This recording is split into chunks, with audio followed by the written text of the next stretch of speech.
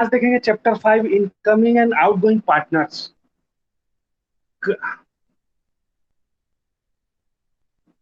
तो चैप्टर 5 में है इनकमिंग एंड आउटगोइंग पार्टनर्स, अंदर आने वाले और बाहर जाने वाले भागीदार।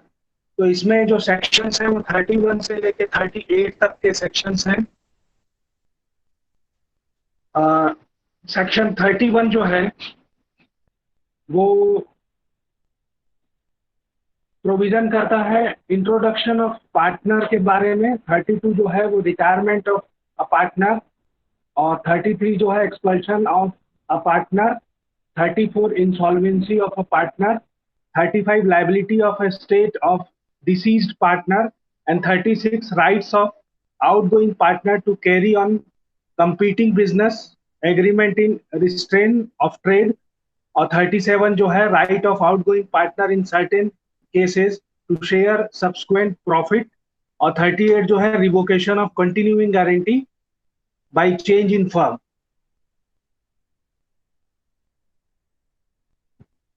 तो 31 देखते हैं। सेक्शन 31 जो है वो प्रोविजन करता है इंट्रोडक्शन ऑफ अ पार्टनर। तो सब सेक्शन 1 जो है subject to the contract between the partners and to the provisions of the section 30, no person shall be introduced as a partner into a firm without the consent of all the existing partners। तो जो धारा 31 है उसकी उपधारा 1 जो है वो भागीदारों के बीच की संविदा, और धारा 30 के उपबंधों के अधीन यह कि कोई भी व्यक्ति सब वर्तमान भागीदारों की सम्मति के बिना फर्म में भागीदार के तौर पर प्रविष्ट नहीं किया जाएगा।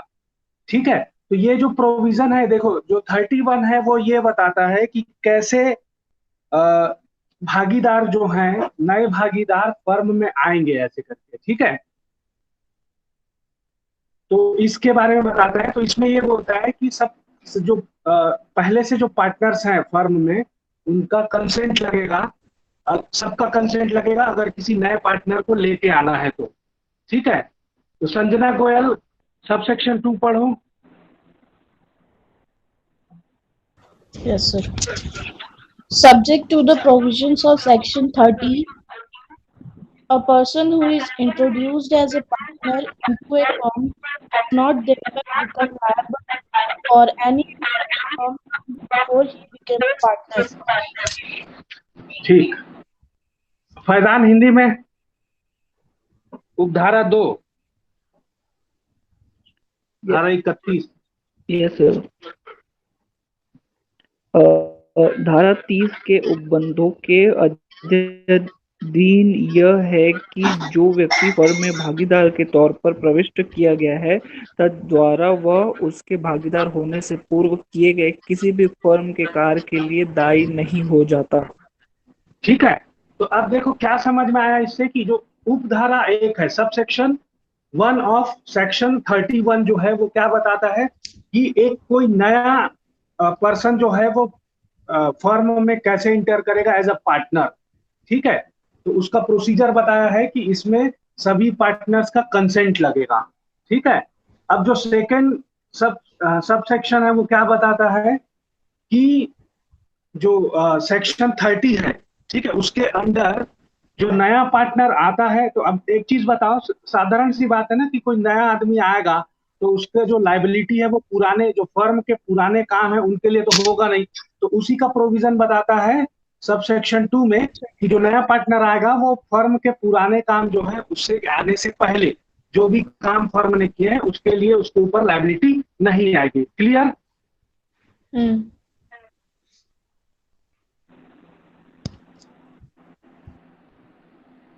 अब देखो 32 में पढ़ो क्लॉज 1 कोई, Sanjana Goyal. Yes, sir. 32 retirement of a partner. A partner may retire. A. The consent of all the other partners. B. In accordance with an express agreement by the partners. C. Where the partnership is at will. by giving notice in writing to all the other partners of his intention to retire. हाँ, Faizan. Yes sir. Section 32 भागीदार का निवृत्त होना। First, भागीदार अन्य सब भागीदारों की सम्मति से।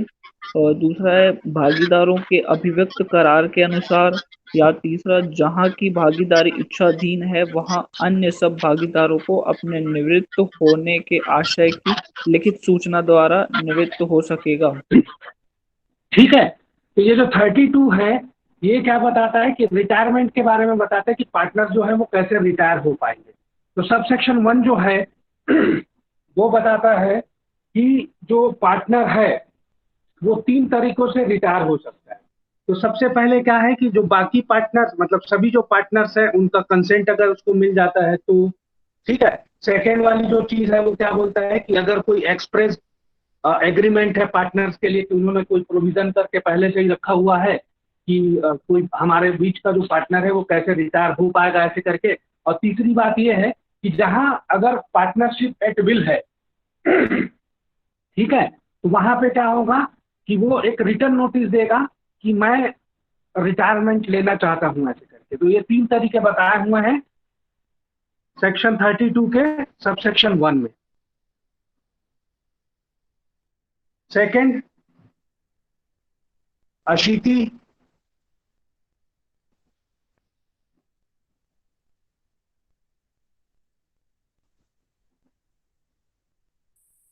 Sanjana. Yes, sir. Yes sir. Sir screen इसलिए नहीं लो। हाँ अशीति चलो पढ़ो, संजना बाद में पढ़ो।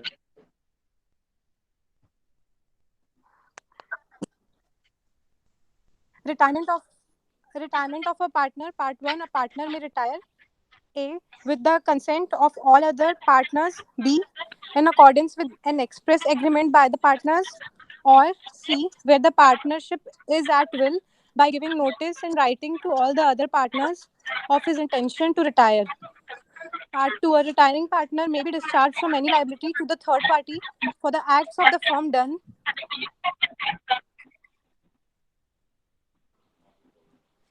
Sir, slide. ज्योति सबसेक्शन 2 पढ़ो। हाँ सर, निवृत्त होने वाला भागीदार अपने निर्वाचन से पहले किए गए फर्म के कार्यों के लिए किसी पर व्यक्ति के प्रति किसी दायित्व से ऐसे करार द्वारा जो ऐसे पर व्यक्ति और पुनर्गठित फर्म के बीच की। Sir next.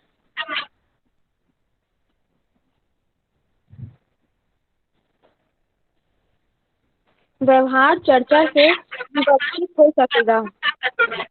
ठीक है ना। तो यहाँ पे देखो क्या है कि जैसे कोई रिटायरमेंट लेता है कोई पार्टनर तो उसकी जो लाइबिलिटी है उसके बारे में प्रोविजन किया हुआ है। तो जो सबसेक्शन 2 है वो ये बोलता है कि जैसे ही क्या है कि अगर कोई पार्टनर जो है वो फर्म से निकल जाता है तो उसकी लाइबिलिटी उसके बाद, ठीक है, कि उसके बाद जब रीऑर्गेनाइज होगा फर्म तो वो जब भी जो बाकी का जो काम करेगा उसके लिए क्या है कि नहीं उसके लिए लाइबल नहीं होगा, या है ना। उसके बाद जो फर्म बनती है उसमें जो पार्टनर्स रहते हैं तो उनके उनके क्या होगा रिकॉन्स्टिट्यूट होने के बाद, ठीक है, या उनके नॉलेज में आ जाता है तो क्या हो जाएगा कि थर्ड पार्टी के साथ जो भी ट्रांजेक्शन्स वगैरह होंगे उसके लिए रिटायर जो हो चुका है, ठीक है, पार्टनर, उसका कोई लाइबिलिटी नहीं बनेगा। तो सबसेक्शन 2 जो है वो क्या बताता है कि लाइबिलिटी मतलब डिस्चार्ज ऑफ लाइबिलिटी है ना किसका, जो रिटायरमेंट ले रहा है पार्टनर उसके बारे में बोलता है। ठीक है, अब Astha Tiwari subsection 3। Yes sir, firm से किसी भागीदार के निवृत्त होने पर भी जब तक कि निवृत्त होने की लोक सूचना न दे दी गई हो वह और भागीदार उनमें से किसी के द्वारा भी किए गए ऐसे कार्य के लिए जो निवर्तन के पहले किए जाने पर फर्म का कार्य होता है पर व्यक्तियों के प्रति भागीदारों के तौर पर दायी बने रहते हैं, परंतु निवृत्त भागीदार किसी ऐसे पर व्यक्ति के प्रति दायी नहीं होगा जो फर्म के साथ यह न जानते हुए व्यवहार करता है कि वह भागीदारी था। ठीक है, अब Sanjana, subsection 3। Yes, sir. Notwithstanding the retirement of a partner from a firm, he and the partners continue to be liable as partners to third parties for any act done by any of them which would have been an act of the firm if done before the retirement until public notice is given of the retirement. ठीक है, provided that A retired partner is not liable to any third party who deals with the firm without knowing that he was a partner. ठीक है, clear है?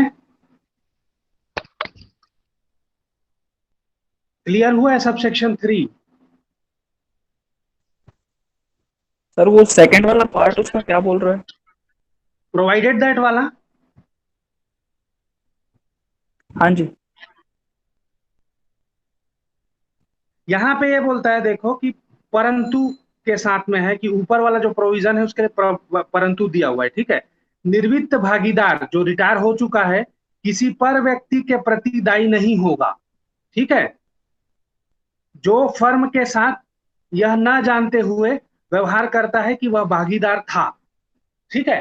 तो वो कोई भी मतलब उसके रिटायरमेंट के पश्चात अगर कोई भी आदमी जो है थर्ड पार्टी वो ऐसा समझ के उसके साथ मतलब फर्म के साथ ट्रांजेक्शन करता है कि वो भागीदार था, तो उसके जो नया पार्टी जो है या मतलब जो थर्ड पार्टी है वो आके जो ट्रांजेक्शन करता है तो उसके लिए जो रिटायर हो चुका है पार्टनर उसका कोई लायबिलिटी नहीं बनेगा, भले वहां पे जो थर्ड पार्टी है उसने ऐसा ट्रांजेक्शन ये जानते हुए किया है कि वो पार्टनर था, तो उसके नॉलेज में ये था कि वो पार्टनर था, लेकिन यहाँ पे लायबिलिटी नहीं बनेगा, ठीक है, रिटायर्ड पार्टनर के ऊपर। क्लियर हो गया? सर अगर उसने नोटिस नहीं दिया है तब की कंडीशन है ना ये, कि उसने नोटिस हाँ। दे दिया है तब की कंडीशन है। अरे तो नोटिस भाई एक चीज बताओ, जैसे नोटिस देने के बावजूद मान लो नया कोई पार्टी उसको नहीं पता है लेकिन वो ये समझ रहा है कि सामने वाला इसका पार्टनर है, उसके बाद भी ट्रांजेक्शन अगर वो कर लेता है तो वो वैलिड ट्रांजेक्शन होगा, इसका बोलने का मतलब ये। अच्छा ठीक है। ठीक है, अब ज्योति साहू पढ़ो तो सबसेक्शन 4। सर उसको नीचे कीजिए। हाँ, उपधारा और तीसरा है सर, ये जो तीसरा नंबर पे वो पढ़ना है? नहीं, चौथा वाला।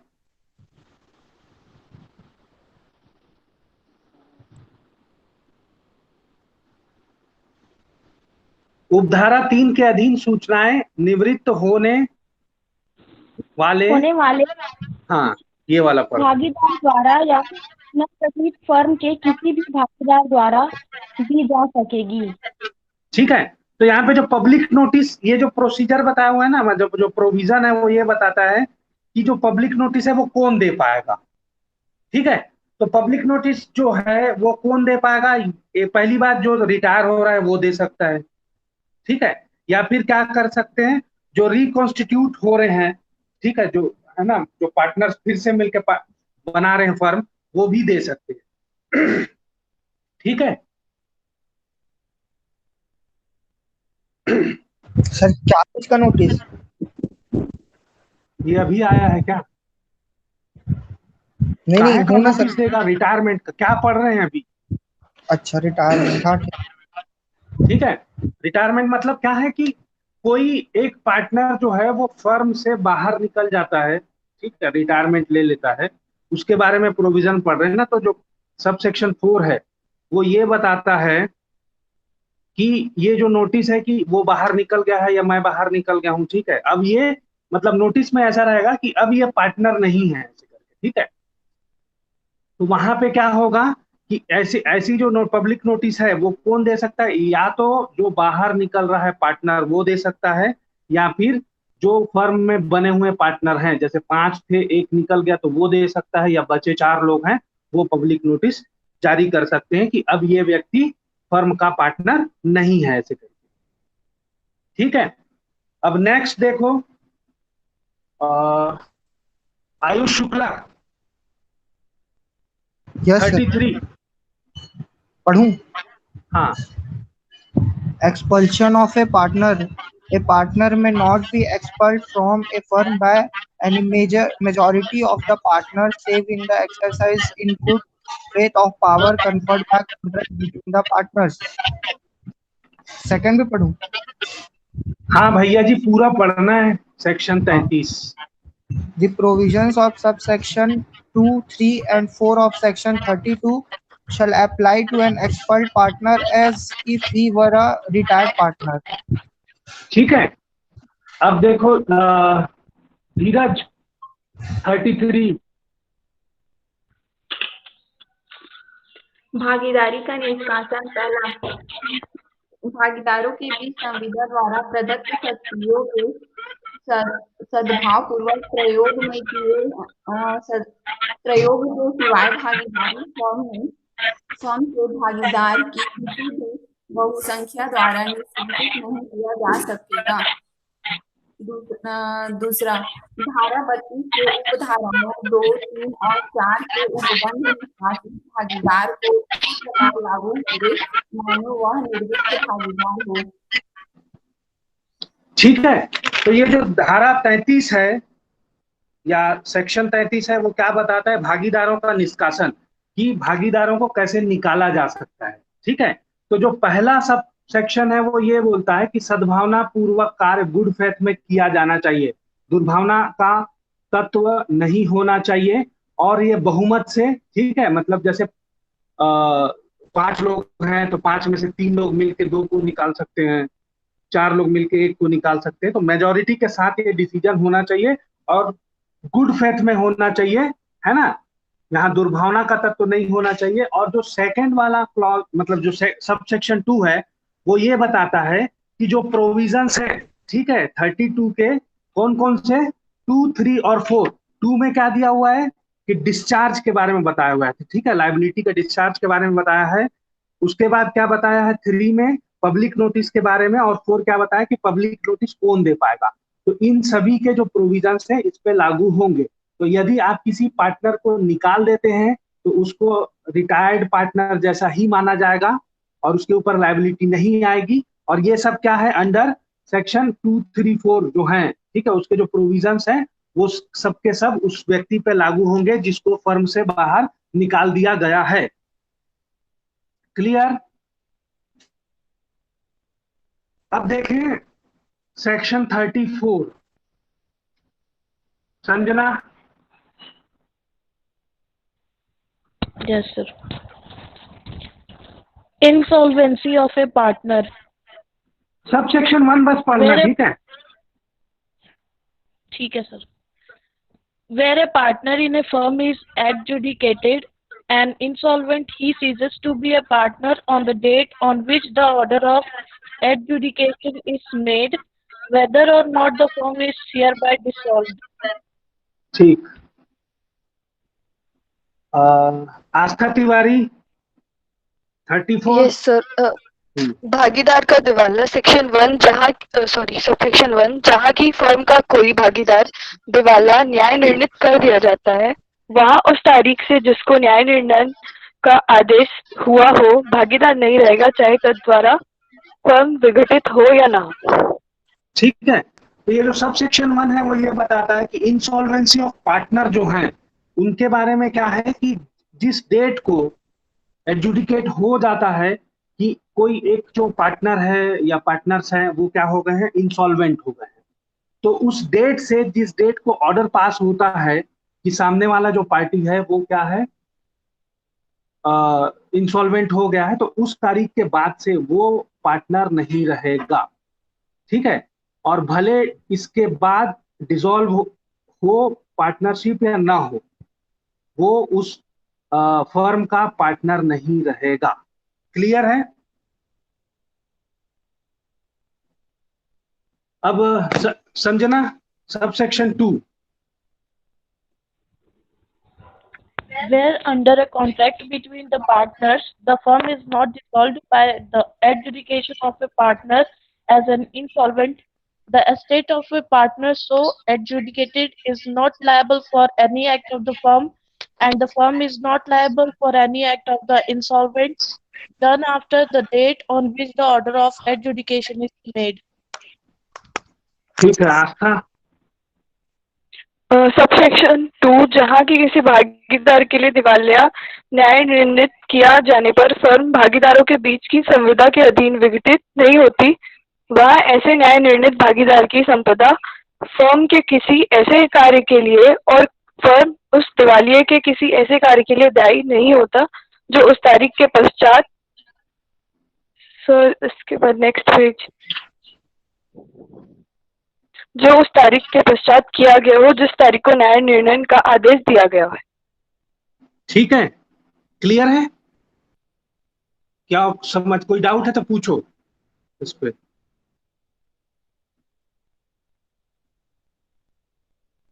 ठीक है, नेक्स्ट देखते हैं 35। सर हाँ, सेकंड वाला सब क्लॉज समझाओ ना एक बार। देखो यहाँ पे क्या है कि अगर किसी एक पार्टनर को क्या है इंसॉल्वेंट डिक्लेयर कर देता है कोर्ट, ठीक है, एजुडिकेशन से, तो यहाँ पे क्या है कि जो पार्टनर जो फर्म है वो मान लो डिसॉल्व नहीं होती है, उस कंडीशन के बारे में बताया है कि वहाँ जो पार्टनर है जो इंसॉल्वेंट हो गया है, ठीक है, उसका जो स्टेट है, ठीक है, या फिर उसके जो मतलब उसके बाद जो है कि उसका कोई भी एक्ट रहता है उसके लिए जो फर्म है वो लाइबिलिटी, उसके फर्म के ऊपर लाइबिलिटी नहीं होगी ऐसे करके। मतलब जिस डेट को उसको इंसॉल्वेंट डिक्लेयर कर दिया गया ना, उस डेट के बाद से कोई भी लाइबिलिटी या उसका जो काम है उसके लिए फर्म लाइबल नहीं होगा। ठीक है सर। ठीक है, अब देखो 35 जो है, 35 आस्था तिवारी। यस सर, मृत भागीदार की संपदा का दायित्व जहाँ की किसी भागीदार की मृत्यु द्वारा भागीदार के बीच की संविदा अधीन फर्म विघटित नहीं होती, वहाँ मृत भागीदार की संपदा फर्म के किसी ऐसे कार्य के लिए उसकी मृत्यु के पश्चात किया गया हो दायी नहीं होता है। ठीक है, अशिति सिंह।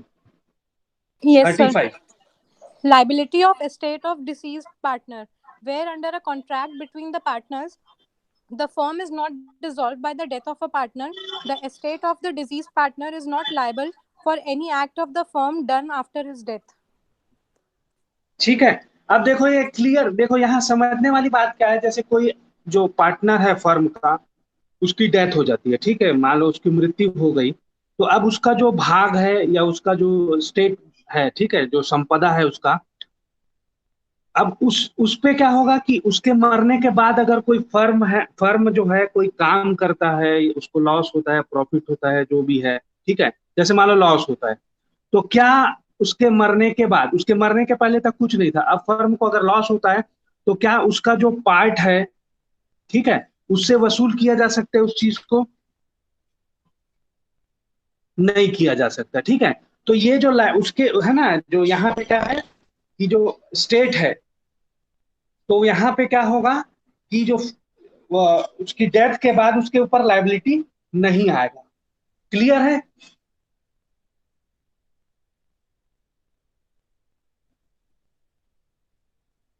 आगे बढ़ें? Yes sir. Yes, sir. Yes sir. ठीक, अब देखो 36 Ayush Shukla. Yes sir. Clause 1 सुनो, सबसेक्शन 1 बस पढ़ना है ना। हाँ। Rights of outgoing partner to carry on competing business agreement in restaurant of trade. An outgoing partner may carry on a business competing with that of the firm, and he may advertise such business but subject to contract to the contrary, he may not use the firm name, represent him as carrying on the business of the firm, or solicit the custom of person who sir आगे बढ़ाओ ना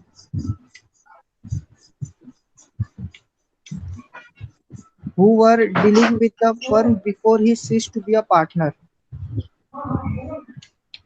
ठीक है धीरज।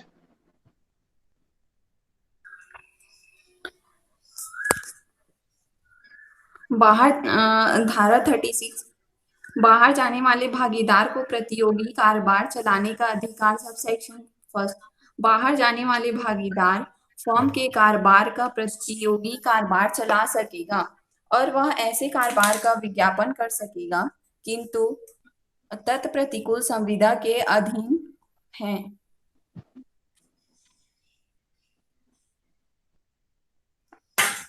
Sir नीचे वाला भी पढ़ो।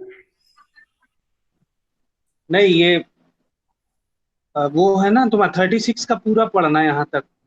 अध्याधीन है क ख ग जो है का फर्म के नाम का प्रयोग ना कर सकेगा। ख अपने को फर्म का कारोबार चलाने वाला व्यापदिष्ट ना कर सकेगा। अथवा ग उन व्यक्तियों से जो उसकी भागीदारी का अंत हो जाने के पूर्व फर्म से व्यवहार करते थे अपने साथ। सब ऊपर की चिन्ह।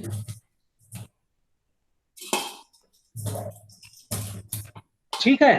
तो अब देखो जैसे यहाँ समझने वाली जो बात है वो क्या है कि माइक ऑफ कर दो। ठीक है। अब देखो कि जो पार्टनर मान लो फर्म से बाहर जाता है तो फर्म से वो बाहर जाएगा तो उसके लिए वो सीधी सी बात है कि जो चीज करना चाहे वो कर सकता है, उसी जैसा बिजनेस जो वो पहले अपने फर्म में करता था। ठीक है।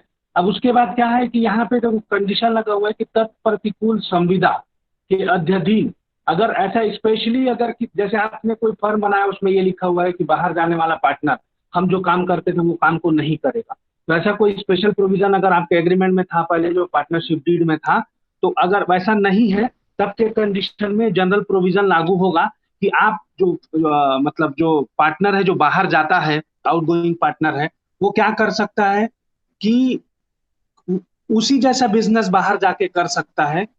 ठीक है। दूसरी चीज है कि वो चीजें क्या क्या नहीं करेगा। तो ये जो कंडीशंस दी हुई ना ABC की कंडीशन है कि इसके लिए अगर वहां पे कोई प्रोविजन उन्होंने नहीं लिखा हुआ है पहले से, किसके लिए ये जो ABC दिया हुआ है कि इसके लिए कोई प्रोविजन अगर पहले से लिखा नहीं है कि कर सकेगा ऐसा है ना, तब क्या है कि देखो सबसे पहली चीज कि वो अपने फर्म का नाम तो उपयोग नहीं करेगा, है ना। दूसरी चीज क्या है कि वो अपने आप को उस फर्म का पार्टनर हूं बोल के कोई काम नहीं कर सकेगा। और तीसरी चीज ये है कि वो उसके पार्टनर रहते हुए जब वो फर्म में पार्टनर था तो जितने भी मतलब क्या बोलना चाहिए और थर्ड पार्टीज हैं जिनके साथ इनका फर्म का ट्रांजेक्शन था उनके साथ वो बिजनेस नहीं करेगा। तो सीधी सी बात है कि कंपटीशन मतलब फेयर कंपटीशन जैसे रखने के लिए ये कंडीशंस रखी गई है। ठीक है, क्लियर। अब संजना सबसेक्शन पूछो। थर्ड वाले क्या बोले सर? क्या थर्ड वाली बात ये है ना, जैसे जो पहले मतलब वो जब पार्टनर था अपने फर्म में पहले से, तो उस समय में अगर कोई काम जो ट्रांजेक्शन्स वगैरह हैं, जो पार्टी जो कस्टमर्स वो रहते हैं ना, क्लाइंट्स वगैरह हैं, उनको वो लेगा नहीं ऐसा। जैसे अभी अच्छा। IT जैसे वो देखते हो ना, जैसे फर्म वगैरह है जो IT रिटर्न्स वगैरह फाइल करते हैं, अब तुमको एज अ इंटर्नी रखे हुए हैं। ठीक है। तो उन मतलब जैसे तुम उसमें पार्टनर बन गए बाय द वे। ठीक है। अब तुम काम सीख गए हो, अब अपना खुद का काम करना चाह रहे हो, तो ये सब चीजें जरूरी हैं। अब तुम बाहर जाने के बाद उसी फर्म का नाम उपयोग करोगे और तुम ये वहां पे ये बोलोगे कि मैं अभी भी फर्म में काम करता हूँ और तुम पुराने पूरे क्लाइंट ले लोगे तो क्या होगा वैसे। ठीक है। तो उन पे कंडीशंस लगाए कि ये चीजें आपको नहीं करनी है। अगर कहीं पे आपके डीड में अगर ये लिखा हुआ था कि कर सकते हैं ऐसे करके तो किया जा सकता है, लेकिन अगर नहीं था ऐसा प्रोविजन तो ये सारी जो चीजें दी हुई हैं ABC में वो चीजें आप नहीं करोगे ऐसे। ठीक है। Yes sir. चलो Sanjana.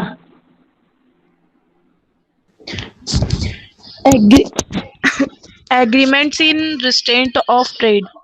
A partner may make an agreement with his partners that on ceasing to be a partner, he will not carry on any business similar to that of the firm within a specified period or within a specified local limits, and notwithstanding anything contained in Section 27 of the Indian Contract Act 1872, 9 of 1872, such agreement shall be valid if the restrictions imposed are reasonable. ठीक है।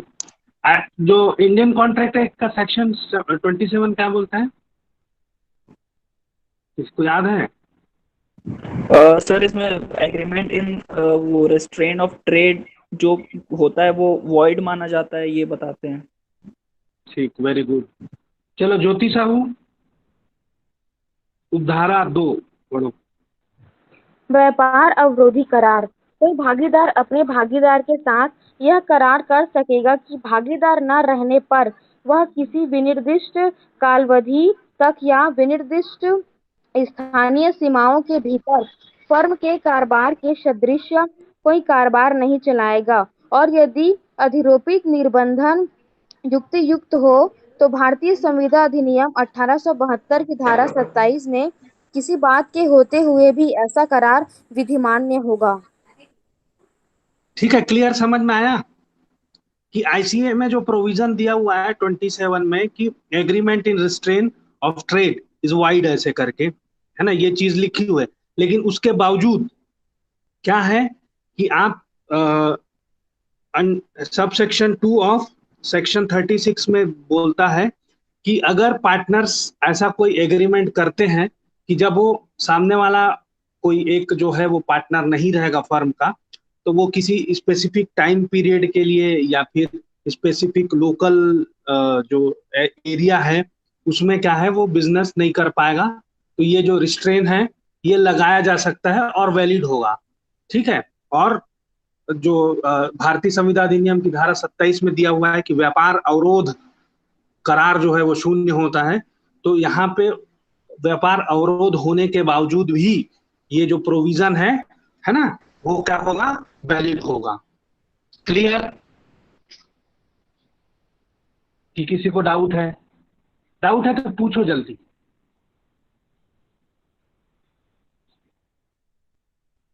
ठीक है, next 37।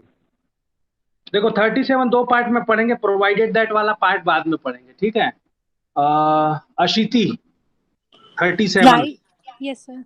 Right of outgoing partner in certain cases to share subsequent profits, where any number of a firm has died or otherwise ceased to be a partner, and the surviving or continuing partners carry on the business of the firm with the property of the firm without any final settlement of accounts as between them and the outgoing partner or his estate.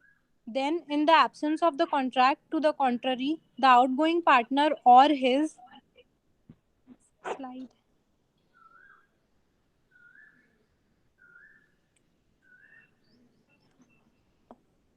Then the partner or his, sir कहाँ पे था? Estate is entitled at the option of himself or his representatives to such share of the profits made since he ceased to be a partner as may be attributable to the use of his share of the property of the firm, or to interest at the rate of 6% per annum on the amount of his share in the property of the firm, provided that whereby. Provided that वाला part को बाद में पढ़ते हैं। ठीक है, okay sir. अब फैजान 37 का पहला ही पार्ट पढ़ना। ठीक है, प्रोवाइडेड परंतु वाला पार्ट को छोड़ दो। yes, sir. कुछ दशाओं में बाहर जाने वाले भागीदार का पश्चातवर्ती लाभों में अंश पाने का अधिकार, जहां की फर्म का कोई सदस्य मर गया हो या अन्यथा भागीदार ना रह गया हो और उत्तरजीवी या बने रहे भागीदार और अपने और बाहर जाने वाले भागीदार या उसकी संपदा के बीच लेखाओं का अंतिम परिनिर्धारण किए बिना फर्म की संपत्ति के कारोबार चलाते रहे, वहां बाहर जाने वाला भागीदार या उसकी संपदा तथा प्रतिकूल संविदा के अभाव के उक्त भागीदार या उसके प्रतिनिधियों के विकल्प पर या तो उन लाभों का जो उसके भागीदार सर नेक्स्ट जो उसके भागीदार न रह जाने के पश्चात हुए हों, ऐसा अंश जो फर्म की संपत्ति में के उसके अंश के उपयोग के कारण हुआ माना जा सके, या फर्म की संपत्ति में के उसके अंश की रकम पर 6% ब्याज पाने की हकदार होगी। ठीक है, तो समझ में आया। जैसे क्या है कि कोई पार्टनर की डेथ हो जाती है, या फिर वो क्या रहता है, रिटायर हो जाए, या फिर उसको निकाल दिया जाता है, ठीक है। तो ऐसा कोई भी कंडीशन होता है तो क्या है कि उसका जो पार्ट होगा, ठीक है, उस चीज को अगर फाइनल सेटलमेंट नहीं होता है अगर, ठीक है, जैसे मान लो कोई पार्टनर रिटायर हो रहा है तो आप उसका क्या करो, अकाउंट्स क्लियर कर दो, उसके ड्यूज हैं, उसका जो पार्ट बनता है, ठीक है। तो इन सब चीजों की व्यवस्था अगर नहीं करे हैं, ठीक है, अकाउंट्स क्लियर नहीं होता है, तो वो क्या करता है कि उसमें जो प्रॉफिट्स होंगे उनको वो लेता रहेगा, ठीक है। और कितने का, और उसका जो इन्वेस्टमेंट है वहां पे उस पर 6% जो है इंटरेस्ट वो लेगा, ऐसे करके। क्लियर है ये वाला चीज?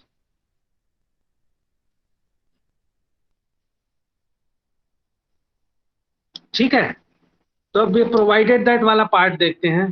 कौन पढ़ रहा था इसको? अशीति, हाँ, continue. Sir, slide. Provided that whereby contract between the partners, an option is given to surviving or continuing partners to purchase the interest of a deceased or outgoing partner, and that option is duly exercised, the estate of the deceased partner or the outgoing partner or his estate, as the case may be, is not entitled to any further or other share of profits. But if any partner assuming to act in exercise of the option does not in all material respects comply with the same terms thereof, he is liable to account under the foregoing provisions of this section. ठीक है, अब कौन पढ़ रहा था इसको? फैजान ना? हिंदी वाला कंटिन्यू करो, परंतु वाला।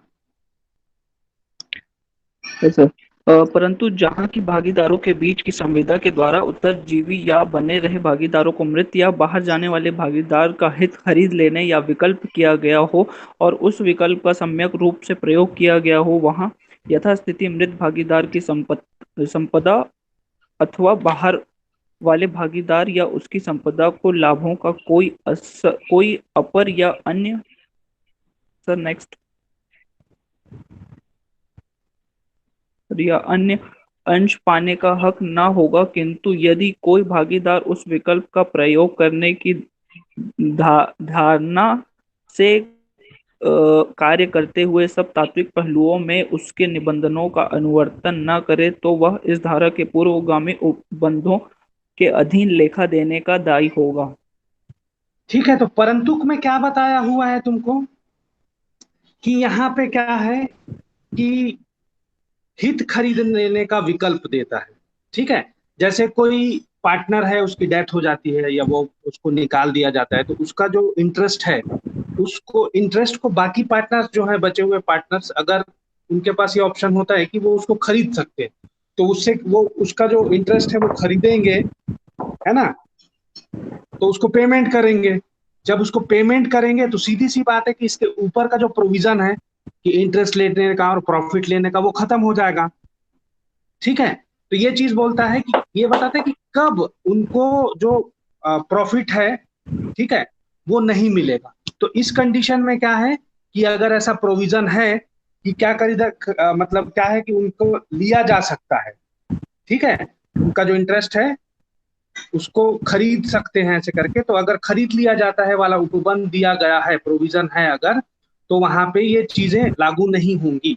और क्या है कि अगर इस चीज को नहीं करते हुए बाकी के पार्टनर्स अगर कारोबार जो है वो चलाते रहते हैं आगे, तो क्या होगा कि आपने क्या है, विकल्प जो था, ऑप्शन था, उसको नहीं चुना, सेलेक्ट नहीं किया, तो ऊपर के जो प्रोविजन है वो लागू होते रहेंगे और आपको प्रॉफिट में शेयरिंग उनको देते रहना पड़ेगा, और उनको अगर उनका जो इन्वेस्टमेंट है उस पर आपको इंटरेस्ट देते रहना पड़ेगा। क्लियर है? कोई डाउट है तो पूछो इसमें 37 में। तो ऊपर वाला जो पार्ट है 37 का वो ये बताता है कि, है ना, कि डेथ हो जाने के बाद या उसके पार्टनर नहीं रहने के बाद या उसके बाहर चले जाने के बाद, रिटायरमेंट के बाद जो प्रॉफिट्स वगैरह हैं, अगर अकाउंट सेटलमेंट नहीं होता है तो भी प्रॉफिट्स वगैरह मिलेगा और इन्वेस्टमेंट में उनको इंटरेस्ट मिलते रहेगा। और कब नहीं मिलेगा, जब क्या है कि ऐसा प्रोविजन हो कि, है ना, कि वो उनको खरीद सकते हैं, उनके इंटरेस्ट को, उनका जो पार्ट है उसको वो खरीद सकते हैं। तो खरीद लेने के बाद यहाँ पे तो जवाबदेही बनेगा नहीं, तो उनको मिलेगा नहीं। और अगर उनके पास ऑप्शन था और अगर उन्होंने नहीं किया और कंटिन्यू करते हैं बिजनेस को, तो फिर उनको ऊपर के जो प्रोविजंस है ना, कि उनको जो प्रॉफिट शेयरिंग देना पड़ेगा या इंटरेस्ट देना पड़ेगा, वो चीज लागू होती है। ठीक है, तो ये था आपका 37।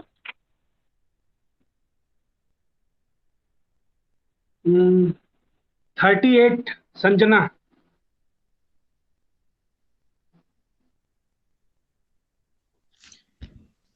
Revocation of continuing guarantee by changing firm. A continuing guarantee given to a firm or to a third party in respect of the transactions of a firm is, in the absence of agreement to the contrary, revoked as to future transactions from the date of any change in the constitution of the firm. ठीक है, धीरज।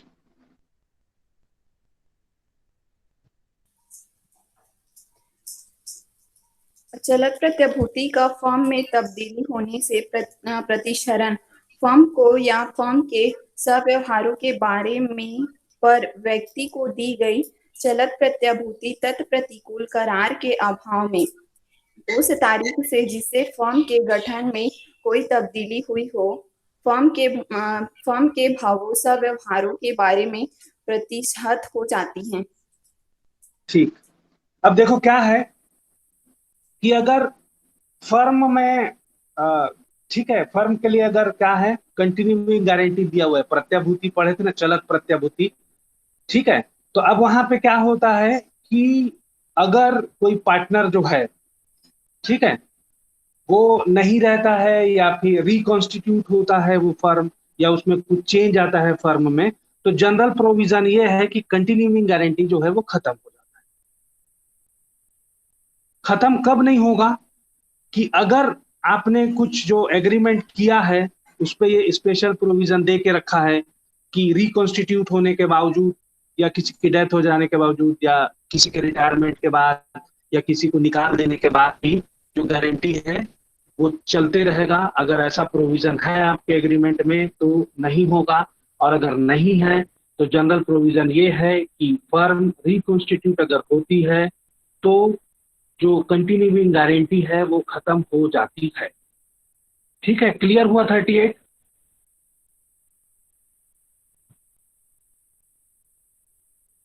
Sir एक बार और।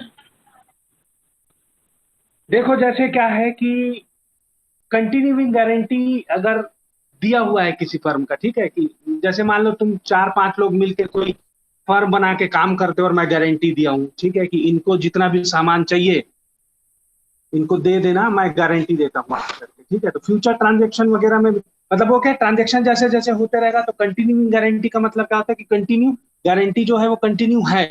ठीक है, अब इसमें क्या होता है कि मान लो जैसे संजना है या सीटी मान लो पार्टनर नहीं रहना चाहती है या फिर निकाल दिया जाता है इनको, है ना, तो ऐसे कंडीशन में क्या होगा कि मैंने जो गारंटी दी है थर्ड पार्टी को, ठीक है, इस फर्म के लिए, तो वो कंटिन्यूइंग गारंटी। अब क्या है कि कोई पार्टनर अगर निकलेगा तुम्हारे फर्म से, ठीक है, या